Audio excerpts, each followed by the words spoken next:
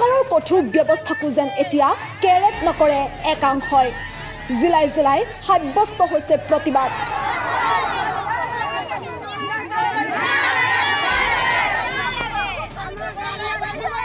জিলাই জিলাই অৰুণোদয় নোপোৱা মহিলাৰ ক্ষোভ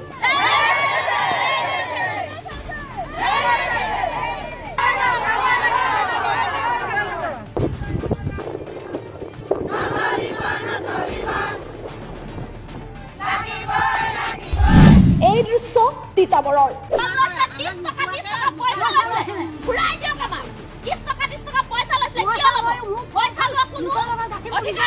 যি দুখীয়াসকলৰ মাটি ভাটি নাই তেওঁলোকে অৰুণোদয় কাটিছে যি ডেইলি চাকৰি হাজিৰা কৰি খায় তেওঁলোকৰ অৰুণোদয় কাটিছে তেওঁ কিয় দুৰ্নীতি কৰিব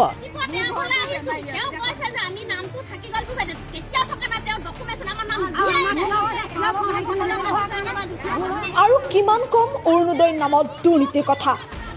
এয়া কেৱল তিতাবৰৰ আৰু গোলকগঞ্জৰহে দুৰ্নীতি